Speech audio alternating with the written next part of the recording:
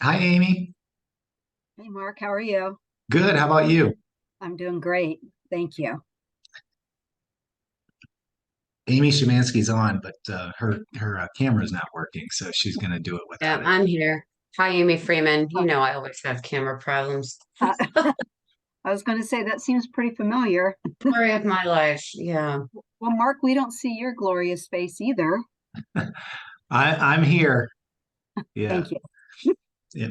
We just started the webinar so participants can join. So we're just going to hang out for a couple minutes to let people Hey, join. Amy, I have specific questions about deferred graduation, Mhm. and I'm wondering if it might be something that you and I will need to address separately. It's about kids that are with IEPs that are incarcerated in the DYS schools. Um, Probably. Yeah, I would think so. Well, and maybe when we go through this tool, maybe that will shed some light. I'm not Okay, sure. great.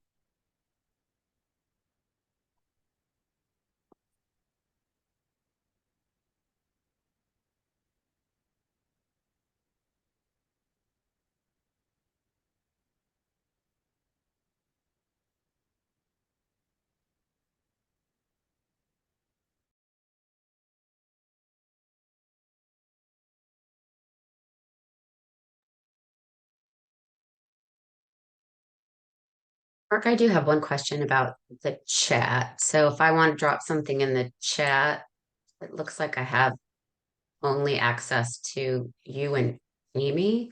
Is Uh, that? if you open up that drop-down box, do you have the option for everyone where it says Mm-mm. host and panelists? No, it just says host and panelists, and it just says the two of you. Normally, it would say everyone.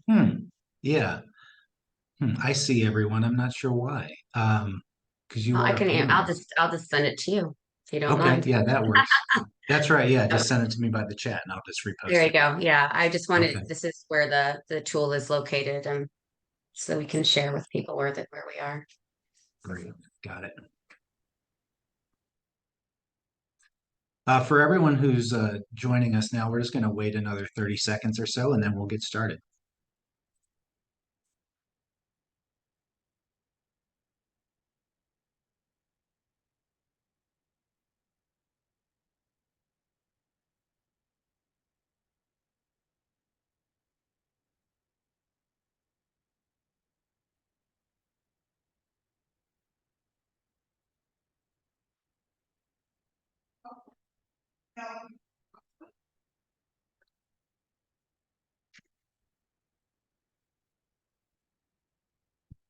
Okay, I think we'll get started.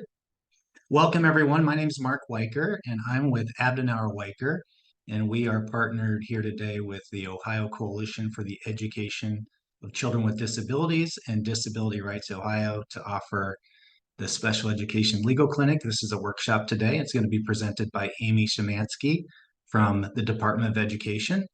And a few things about the Special Ed Legal Clinic. This is offered third Mondays of every month from noon to 1 o'clock is the workshop. And then we have individual guidance sessions that follow from 1 to 3. Those are half-hour sessions that can be scheduled independently, and some of you may have those scheduled. Those are held on a separate Zoom, so you'll have received a separate link for those if you scheduled one. And the information on the workshop is available. I'm sorry, information on the legal clinic is available at lawyersforstudents.com/legal clinic. That's where you registered for this one, so it should be familiar to you. And that's also where you register for the individual guidance sessions. And we're going to start with the workshop today, maybe a half hour or 45 minutes, open it up for some questions about the workshop, and then generally at the end, with the hopes that we'll be finished up by 1 o'clock or sooner. And you can drop questions in the Q&A. You can also, we prefer the Q&A if you put them there. That way we can address them when we have a little bit of time. And with the chat is also available, and we may drop things in there. The first thing that you'll probably see is a link to the graduation tool that Amy's going to be talking about today. So I'll hand it over to Amy Szymanski, and her camera is not working, so you're going to hear her voice but not see her. And as you have questions, drop in the box. And I forgot to mention one thing is that we have closed captioning available. And the way you turn that on is by moving to the bottom of the screen. And if you click on the Show Captions button, then captions will appear on your computer or on your screen. So without any further ado, Amy Sumansky. Thanks, Mark.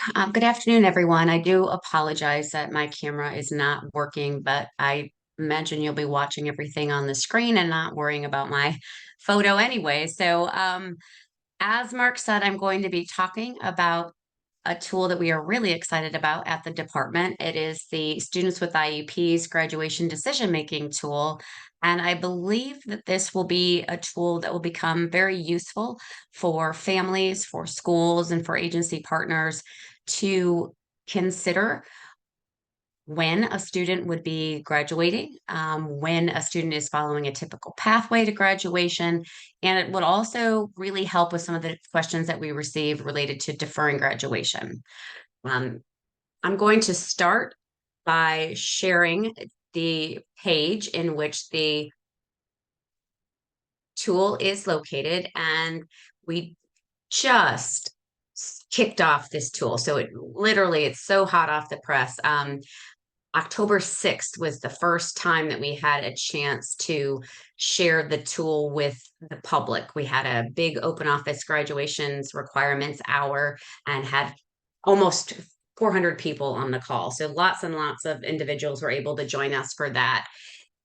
The page itself is related to all things students with IEPs and graduation. So what you'll see here first is just a little bit of background about how we came to develop the tool.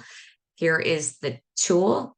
We also have a video that you may watch to take you through each of the components of the tool. We'll do that today, but I would highly recommend just, following back up with the video because it's really well done. Our partners at Ocali helped us with that. And it's just a nice refresher of exactly the order of the components and things to consider as you work through the tool. Another aspect of this page that I think will be very helpful for everyone on the call is this does also outline the manner in which students with IEPs may graduate from high school. And by that, I mean there's several options, and we'll talk more about them during this presentation, but there are several options that are available only to students with IEPs related to our class of 2023 and beyond graduation requirements. One of those relates to course completion, and you can read through that on the slide. I'm sorry, on the screen. We will also get to that in a moment. Demonstration of competency, and then demonstrating readiness. So we will get into those components very shortly, but just wanted you to know that this is all things students with IEPs and graduation requirements.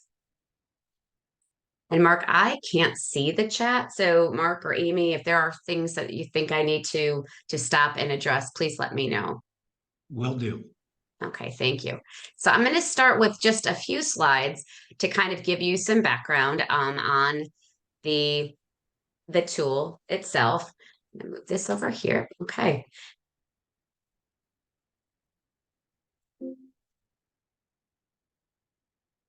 The tool was developed for a variety of reasons.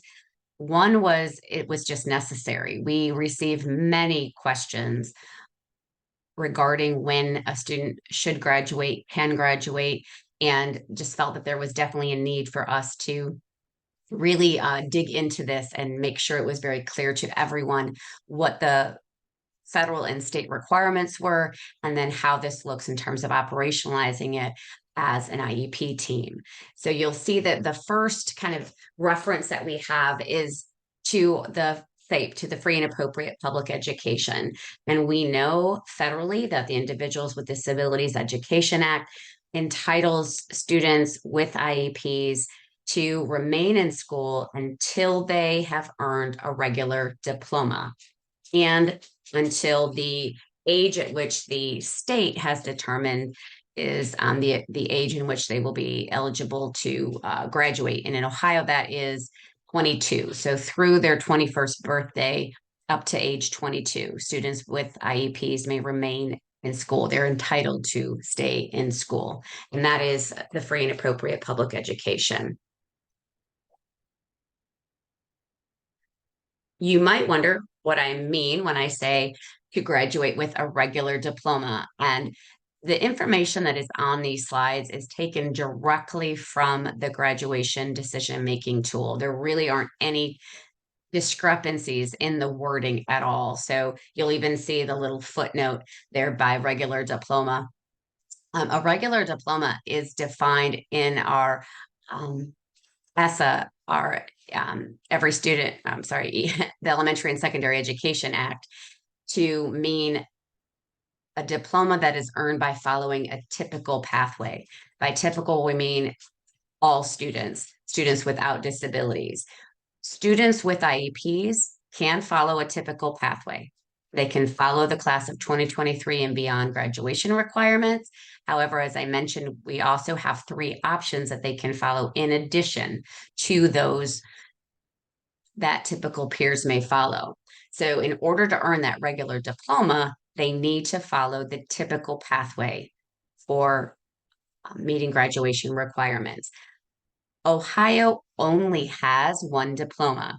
That becomes a really confusing piece to this work, I think, oftentimes.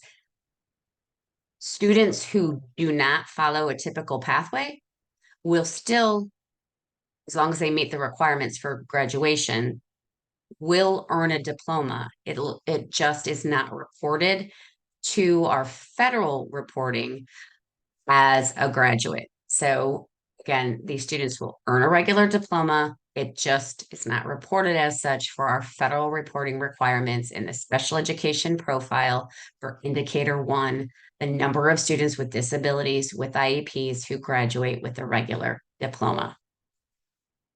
You know, that gets kind of confusing, so I'll definitely be able to stop and ask any questions if there are any on that. So digging into those additional options.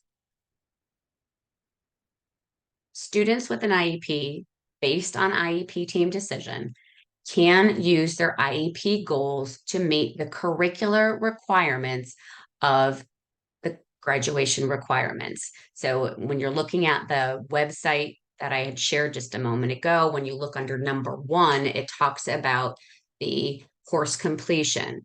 And there are course requirements, state minimum number of credits, and then the district can also add additional credits to that state minimum. So students with an IEP may, if the IEP team determines it's appropriate, use their IEP goals to satisfy the course completion component of graduation requirements. Students with an IEP can also participate in the alternate assessment for students with the most significant cognitive disabilities.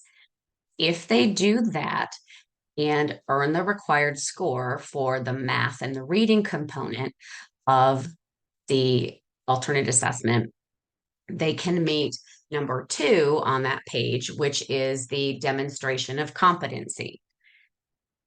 And then the third option for students with an IEP would be to be exempt from obtaining the required score on the end of course assessments that are required for graduation. And those are the English Language Arts 2 end of course assessment and the Algebra 1 or its equivalent end of course assessment. Students still have to participate in assessment, whether it be the alternate assessment or the end of course exams. It's just the IEP team can determine that they can be exempt from obtaining the required score. The students, if they do not earn the required score the first time, must be remediated. They must participate in remediation and then take the assessment again.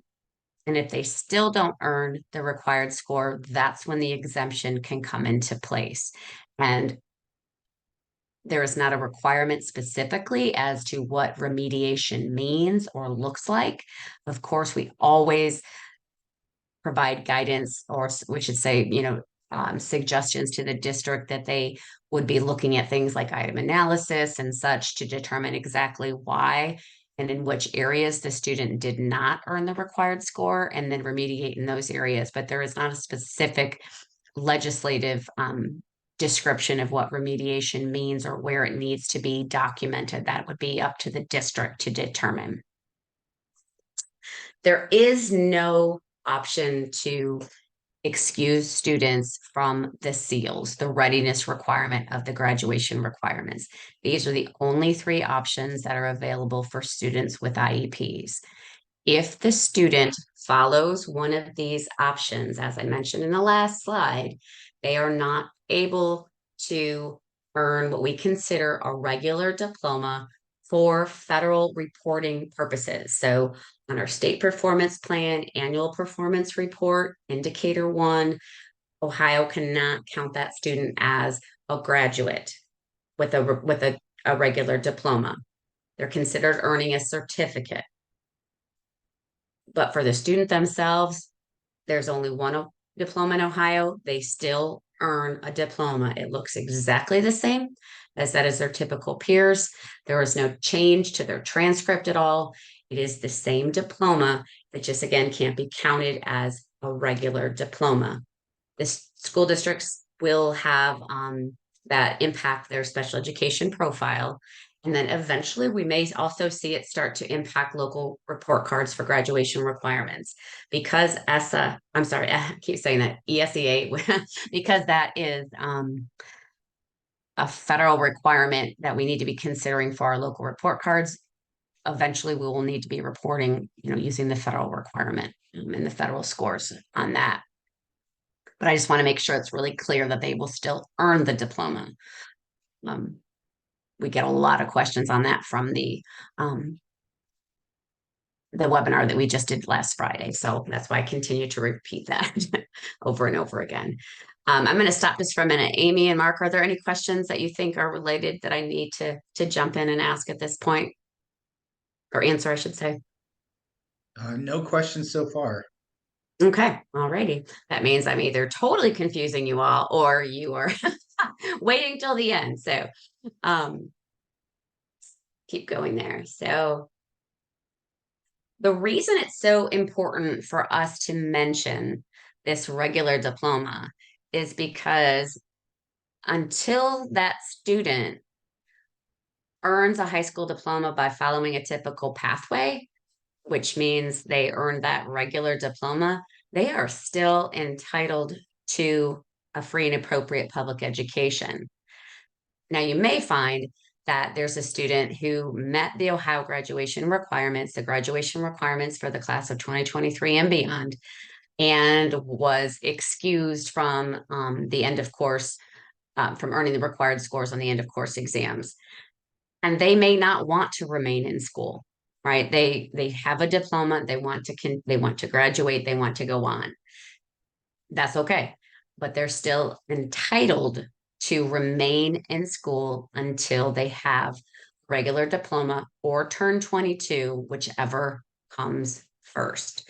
And this is a big piece that we are working on through our 11 district settlement plan, which works with 11 districts across the state to make sure we are really focusing on how to improve students, the delivery of services for students with disabilities. So this is a big piece that we want to make sure that all families and school personnel and agency partners understand.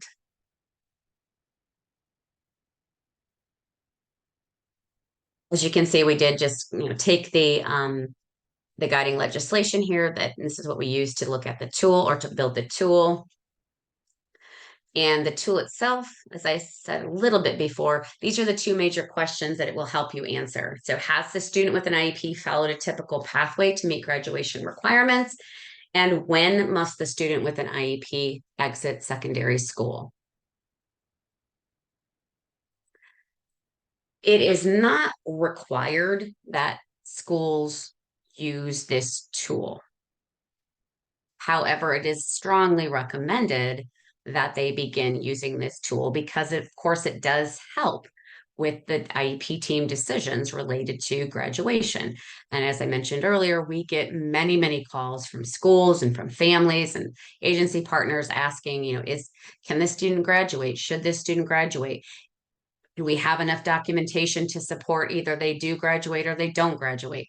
And so this tool is just an excellent way in which you can have a really, really comprehensive and clear conversation as an IEP team about what the expectations will be for that student moving forward. So at least annually, when the student has turned 14 and they start that transition planning, earning credits, and of course, whenever the data supports a need, and then when that student meets the Ohio graduation requirements, regardless of if they use the typical pathway or not, we would suggest that you go through that so you can really think about whether or not they would remain in school. And then once they turn 22, just to kind of make sure that there isn't anything that has been missed, right? That all of the different I's and have been dotted and T's have been crossed. So before I jump into the tool and kind of lead you through it a little bit, Mark, I see you jumping on. Is there a question? Well, there was a comment and then I have a question. The comment was just, thank you for your clarity, Amy. This has been the best description I've seen so far. So I wanted to Awesome. share that. And then secondly, I had a question. Do you see or do you expect that IEP teams will incorporate this into the transition planning in some way on the IEP? That is certainly our hope. One of the things that we're definitely thinking about doing as we're looking to update our IEP forms, and there were lots of suggestions, and I like this suggestion. It just has to go through a couple different channels for approval, but that we would add a link to this tool right on the transition planning page for part 5 of the IEP next to the little section that says targeted date for graduation. Again, not to say that you have to do it, but at least it's something that if you're thinking about it, right, this you could click on the link and have a hyperlink to this tool so that it's easily accessible and considered as part of the transition planning. And Thank you. another part that's really, really impressive in my mind, and shout out to the Office of Graduate Success, Graham Wood and his team.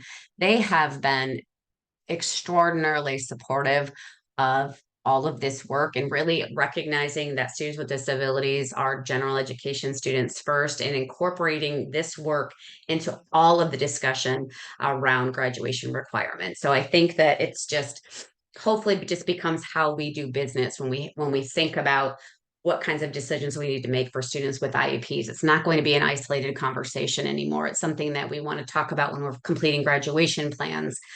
When we are, just even talking about graduation requirements overall, you'll see this incorporated into all of the discussions, which again, I just think is really a really big uh, win for everyone to see this kind of inclusion. I mean, I just want to just mention before I jump into the tool, again, just re-emphasizing just the support that our Office of Graduate Success has provided. If you do have questions regarding the tool or anything related to graduation and students with IEPs, reach out to the grad requirements mailbox. That's the fastest way to have those questions reviewed. And then I work so closely with that team. If there's a question they're not sure of, they'll forward it to me and we'll work together. We may give you a phone call and just make sure we're really clear on all the different questions you may have. So just utilize that grad requirements email box. It's the fastest way to get any answers. So I will pull up the tool now. Dun, dun, dun. And give me one more second just because I'm not always so great. I finally figure out a couple things to. There we go. So hopefully, there we are. You should see the tool. And the tool itself is 3 pages. The first page is essentially the information that you saw me reviewing in the slides. It's just you kind of listed what it means to graduate with a regular diploma, the options in which students with IEPs have when they are working towards graduation requirements, and just really a nice explanation, I think, of what it means to remain eligible for free and appropriate public education. So as you saw on the one slide, this is answering the 2 questions about whether they follow a typical pathway and when they must exit secondary school. And then the guiding legislation is is written here and then also linked if you really want to dig into that and see exactly where it sits but for the state and federal legislation. Here's that description about students with disabilities and the regular diploma, or the one diploma, I should say. So let me scroll down. I want to say that I will kind of be scrolling around a little bit. So if there is, if the scrolling is any kind of a trigger for you, I just want to apologize in advance. You may just want to pull up the tool from that website on your own and follow along. So just so that you don't have any difficulty with the scrolling. And Amy, I have a question too. Sure. Is there any implication for the student if they're not, if they don't follow the typical pathway and then are not reported, federally? Is that um, is that just on the school administrative side, or does that mean anything for the student or Mm, parent? right. And that's a great question, Mark. We've really been trying to first and foremost make it clear that there's not an automatic downside, in the sense that there's not an automatic implication that you won't be able to uh, get hired for a job, or enter into a 2 or 4 year college, because there's no written documentation of that anywhere. Where we do start to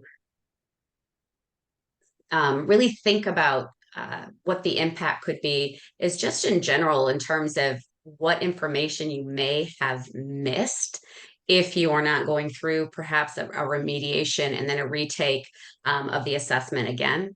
Right, there may be some content that you're not following or not getting that could impact a future college course, or just a job that you might be working in. We also really talk a lot about just expectations overall.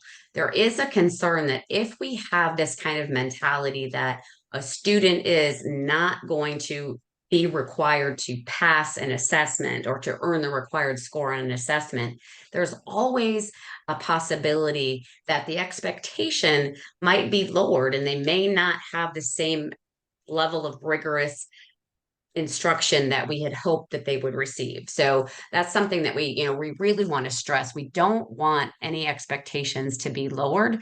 And that sometimes is a byproduct. So something just to keep in mind. We don't want it to happen, but there's also, a very strong possibility that it could. So just something to keep in mind as far as an implication. That's Amy, very there was helpful. a Thank you. question. Oh, Can you hear me? I can. Mhm. Okay. The question is, are there any handouts from your presentation so we can have this for our parents, for their kids in the IEP meetings? I do not have a handout per se. You can certainly download this tool from the department website. I will also mention that we are going to be building this out a little bit more and have scenarios. So, certain types of situations that may play out in the field that we want to highlight. So that would be something else that's available for families. But at this point, we don't have any handouts. One thing we are definitely open to, though, are suggestions and feedback. So if there are materials that you feel would help either explain or help operationalize these tools, please let us know. We are definitely open to whatever we can do to move this information, these materials out to our partners as easily and as quickly as possible. And Amy, And I I did just just put the link up directly to thank the tool too, which is the you. PDF, which might Hmm. be helpful. Yes, absolutely. Okay. So like I said, I'm just going to run through this. It's definitely going to be faster than what you would want to really to really be able to understand the entire tool. So I recommend, like I said, watch the video and look it over. But I just wanted to give you kind of an idea of the setup and just kind of the overview of the questions that we have. So as kind of a legend, anytime you see a green box, that is a question for the IEP team to consider. And I do want to emphasize, we don't anticipate or expect or want this to be a tool that is completed, or a framework that is followed in isolation. We want that whole IEP team to be at the table when this is being reviewed, because that's where the rich dialogue, that's where all of the perspectives and all of the information that really shows the entire picture of the child is going to take place. So we really don't anticipate or expect this to be completed in isolation. So the first question that the IEP team will consider is, has the student met Ohio graduation requirements? And by Ohio graduation requirements, we mean the typical requirements, right? So the requirements that are listed on the website in terms of curriculum, competency, and readiness, the seals. So have they met those requirements? And I guess and I apologize, I said typical. That was not the right word choice. The requirements, right? We'll dig into what options they may have used in a moment, but just in general, have they met graduation requirements? That's the first question. And I'm gonna, anything that you see that is blue follows what we would consider a no pathway. And anything that is in this kind of golden color would be following what we would consider a yes pathway. Yes and no do not mean right or wrong, right? It's just the answer. It's not a right answer or a wrong answer. It's just the answer. So has the student met the Ohio graduation requirements? I'm going to follow no for a moment. So this is saying this is a child that has not met Ohio graduation requirements. If that student is 22 and has not met Ohio graduation requirements, as you saw when we talked about a free and appropriate public education, the age in which the student is no longer entitled to a free and appropriate public education is 22. So if they turn 22 and have still not met graduation requirements, they do have to exit school and unfortunately would not be exiting with a diploma.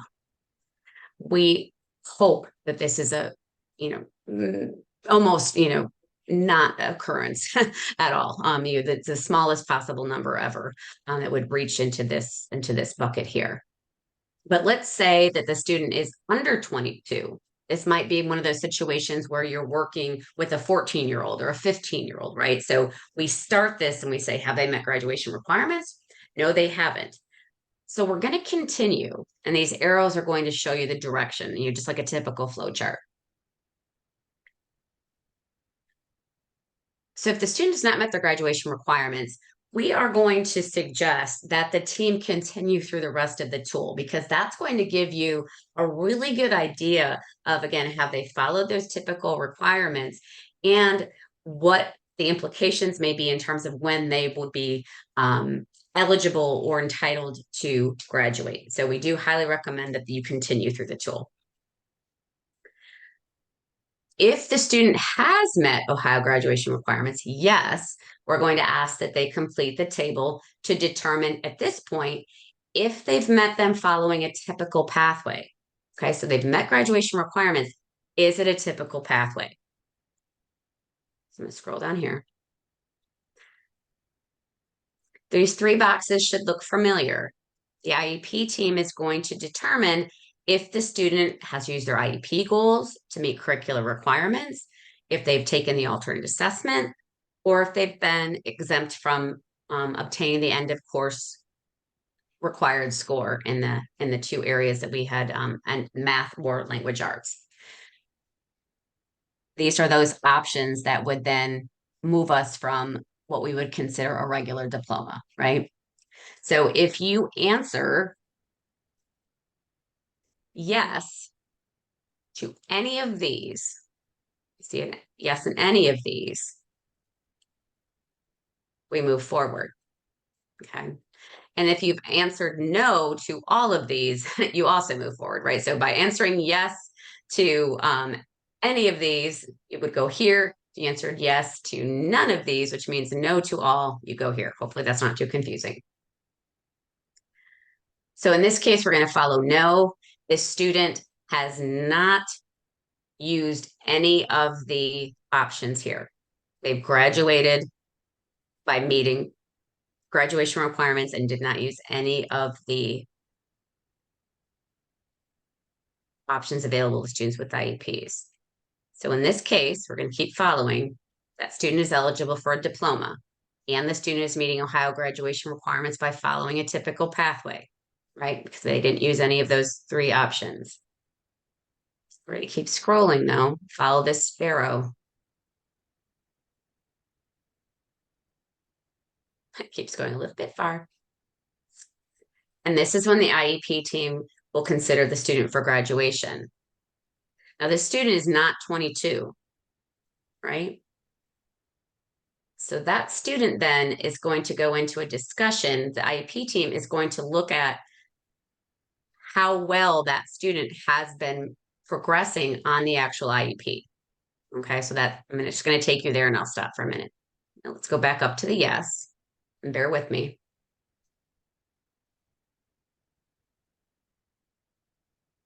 So if you remember, this is where the students have chosen one of the, or not chosen, they have followed one of the options that are available to students with IEP, so a not typical graduation pathway. That student is still eligible for diploma, right? It's a one diploma system in Ohio. But they're not meeting Ohio graduation requirements by following a typical pathway. If they're 22, they exit school. They'll exit school with a diploma, right? It just won't be counted for federal reporting for the state and local level. If they have not met the graduation requirements by following a typical pathway, they are not on track to earn a regular diploma. So that means they're still entitled to FAPE, right?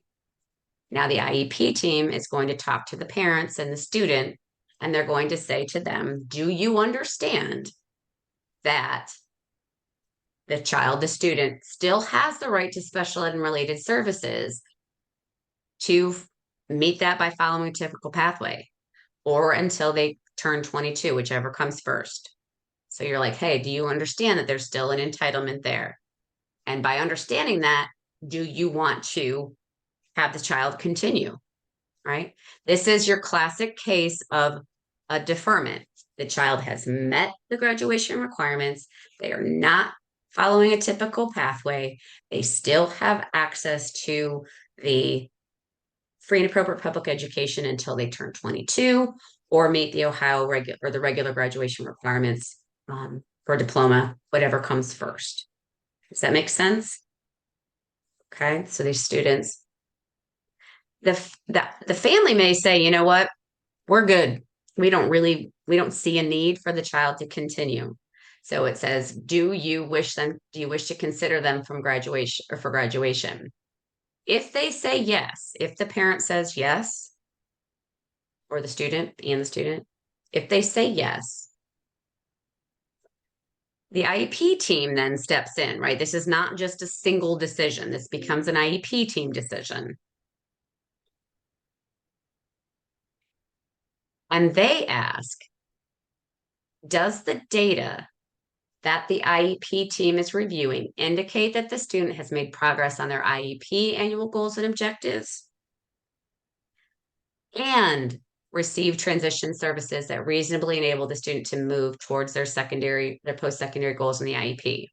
Okay, so essentially what we're saying is the family understands that the child has not followed a typical pathway. They're okay with that. Now the IEP team needs to say, but they're not 22. They're still eligible for special education and related services. If we feel as an IEP team, there is a need. So we can still talk about that. Another check and balance, right? We get this question all the time. What do we need to consider when we're thinking about whether a student would defer graduation? These are the questions, not one or the other, both. So if the team, yep, Amy, sorry. there's a couple of questions. Do you want me to Oh, wait sure. for this? No. If it's relevant for this point, go for it. Yeah. We'll see. Is there a tool that's fillable or just the PDF is one? Just the PDF at this point. That could be a very good suggestion. Thank you for it. And I'm seeking clarity on exemption from the EOCs as well as alternative assessments. Is there a decision-making tool to determine if a student needs an alternative assessment? Additionally, is there a specific number of times a student must take the EOCs before discussing the possibility of exemption with the IEP team? Sure. Right. There is definitely a tool that needs to be used to determine if a student is an eligible candidate for the alternative assessment for students with the most significant disabilities. That's also available on the department website. So that tool needs to be utilized in order to determine if the student would be participating in the alternative assessment. In terms of the and of course, exam and the alternate assessment, quite honestly. If the students do not earn the required scores in those two content areas that are required for graduation requirements, they need to, so they'll take the assessment, participate in remediation, take the assessment again. And then if they don't earn the required score after that second administration, then the team can consider excusal. I will say that we are very strongly suggesting that the IEP teams consider first the alternative demonstrations of competency that are available to all students. All students have access to the alternative demonstrations of competency after they participate in the assessment, don't earn the score that's required, remediate, and then don't earn the score that's required. That unlocks the alternative demonstrations of competency. If a student follows those alternative demonstrations of competency, that is considered the same pathway as a typical peer, and that does meet the requirements for a regular diploma. So probably a lot there to that answer, but at any rate, there it is. One last question. Sure. Graduate not typically and not counted by federal numbers, would this affect the graduate's access to federal grants, funding, loans, scholarships, etc.? No, there is no way that anyone will know that that student did not meet typical graduation requirements outside of our education management information system. So, great questions. Thank you. So the last thing then is that we just, like I said, want to make sure that we are considering these two questions. And if we answer that yes, that student has made progress and received the transition services that they need, then that student moves on, right? And once they accept the diploma, they are no longer eligible for a diploma or for FAPE. That's really important because let's say that we've decided that the family still wants them to continue in special education. The IEP team does the review and they feel that the student hasn't made progress on the IEP annual goals or the transition services. So they're going to stay in school. Now, this is kind of that classic opportunity for deferment. The student can continue to receive special ed and related services until they either meet the requirements by a typical pathway or they turn 22.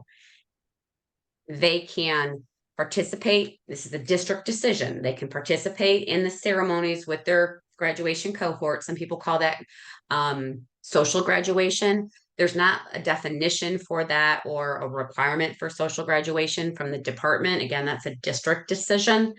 But the student here does not accept the diploma, right? They might put the diploma in a safe, or they might give the student the little cardboard, container for the diploma, but they don't actually accept a diploma. Then the student can continue into school until they turn 22. The IEP team determines that it's necessary for them to exit, or they meet the graduation requirements that a typical peer would follow. Once you accept that diploma, then FAPE is over. You can't go backwards. So that is our tool. Like I said, I kind of went through it quickly, so I would anticipate there will be some more questions, and happy to answer a few more. And certainly, obviously, reach out to that grad requirement box if you have any questions that you think of later, because we are definitely happy to help in any way we can. So Mark, I'll pass it over to you. Or Amy, whoever. It's if a student gets a GED, that's the same as having a diploma as it relates to FAPE and the cessation of FAPE. Oh, I see what you mean. Yes, if they decide that they're going to earn a well, Yes, if they decide that they're going to earn a GED instead of their diploma, then it would, yes, it would count the same. And Amy, that email address again for questions was Yeah, I stopped my presentation so I can do a little copy and paste here. I'll send it to you and then you can send it to to everyone. Little perfect. extra step there. Got it. And it looks like Kristen Hildebrand has a question too. Yes, thank you. Thank you, Amy. That was excellent. I did have a question about the language on the tool. When it talks about transition and the language that the student is moving towards or will move towards the transition goals. Do you have any guidance on how to interpret that language and what an IEP team might talk about? We get a lot of cases like that where the parents don't think that there has been significant enough transition planning, and they want their children to stay in school longer to get better transition services. So that language, though, I'm not sure how that would be interpreted. So I don't know if you talked about that when developing the tool, and any guidance you could give would be great.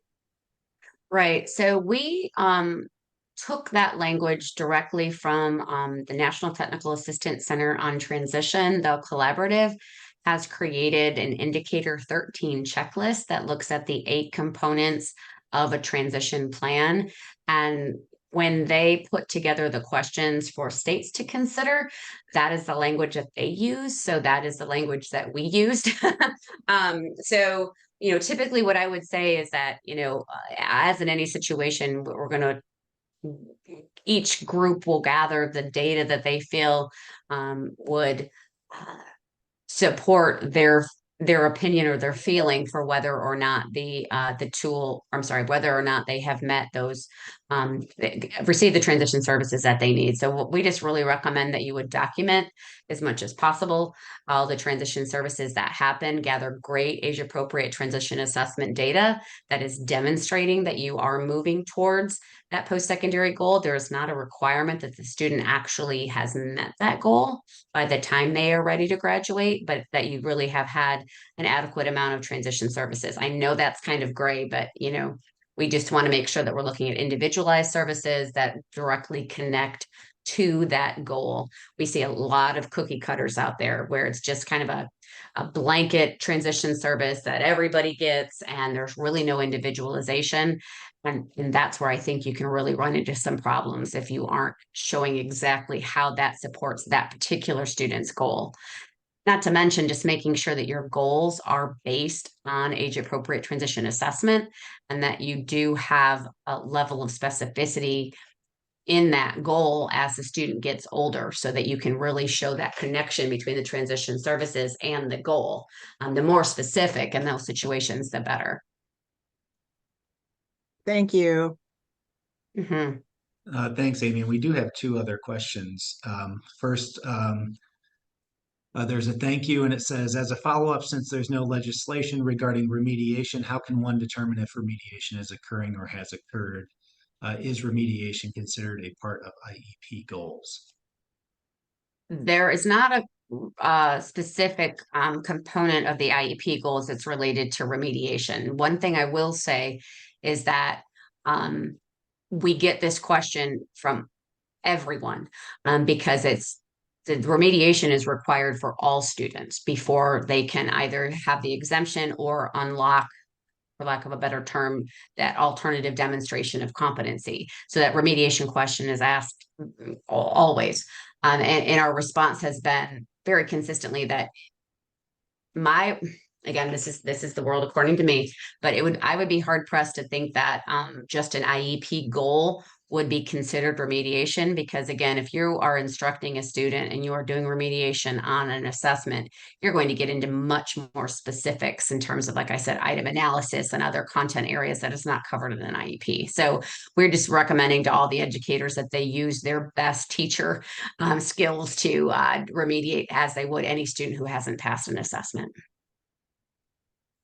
Thank you. And then one more, this is a little specific to the tool, but it says in the 3 questions at the top of page 3, if a student has attempted the alternate assessment and did not show competency, then the answer would be a no. Is that correct? The answer is not whether they whether they earned, I'm sorry, whether they received the required score. It's whether they actually were participating in the alternate assessment. So if they took the alternate assessment, that would, whether they passed, so to speak, or not, it would still be considered not on track for a regular diploma. And I think that answers it. But the next part of that is then if you follow the arrow down to the bottom, they can continue to stay in school until age 22. Is Mhm. that correct? I will add just one piece to that. If that student retakes the alternate assessment and then does earn the required score, I mean, they would still be not able to earn the typical diploma and could stay in school. However, if they did move into the alternative demonstration of competency and meet one of those, then they would be in that area on track for a regular diploma. Right. And that's all the questions for now. I just wanted to say thank you very much. This tool is fantastic, and I can't wait to have a chance to use it. It's the first time I've seen all the information together in one place, and then in a way that it makes a lot of sense. So thank you to the department and you, Amy, for explaining it today. Absolutely. Well, thank you for having me. We're really excited. It's been it's been a long time coming. We're glad it's finally released. And I didn't say this at the beginning, but Amy jumped in for this workshop kind of at the last minute, and thankfully the tool had just been published. I appreciate that too. This was really, really well done, and I definitely learned a lot, and I'm sure everybody else did. All right. Well, thank you. Yes. And again, please reach out with any questions, and I appreciate your time. Have a good afternoon. You too. Thanks, Amy. Okay. Thank you, everyone. Bye-bye.